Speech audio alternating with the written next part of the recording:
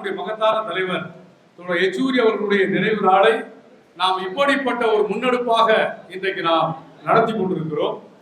தோழர்களே, யெச்சூரி அவர்களை பொறுத்தவரை அவர் நம்முடைய தமிழகத்தோடு, தமிழகத்தினுடைய மக்களோடு, கட்சியோடு மிக நெருக்கமான ஒரு உறவை கொண்டிருந்தார். தமிழ்நாட்டில் நம்முடைய கட்சி நடத்துகிற பொதுக்கூட்டங்களில், மாநாடுகளில் மட்டுமல்ல, நீண்ட காலமாக தமிழ்நாட்டில் நம்முடைய மாணவர் இயக்கம் நடத்திய மாநாடுகளில், வாலிபர் இயக்கம் நடத்திய மாநாடுகளில், கலாச்சார இயக்கம், நம்முடைய பண்பாட்டு இயக்கம் நடத்திய மாநாடுகளில், தீண்டாமை ஒழிப்பு போன்ற களத்திலே செயல்படுகிற சமூக நீதிக்கான இயக்கங்கள் நடத்திய மாநாடுகள் என்று அரசியல் மாநாடுகள், மாணவர் மாநாடுகள், இளைஞர் மாநாடுகள், சமூக நீதிக்கான மாநாடுகள், கலை இலக்கியத்துறையில் நடைபெற்ற மாநாடுகள் என்று அனைத்து துறை சார்பில் நடைபெற்ற மாநாடுகளில் பங்கெடுத்துக் கொண்டு மிக முக்கியமான உரைகளை நிகழ்த்தியவர் என்பது நமக்கு தெரியும்.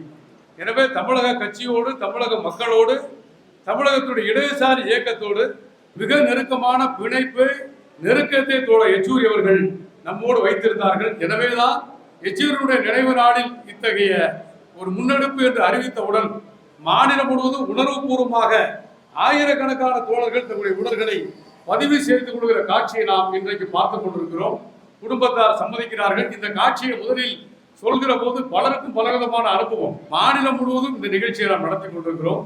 இதற்காக தமிழ்நாடு அரசாங்கத்தினுடைய மருத்துவத்துறையை முறைப்படி நாம் தொடர்பு கொண்டோம். அவர்கள் என்ன சொல்றீங்க, 1000 பேரான்னு கேட்டாங்க.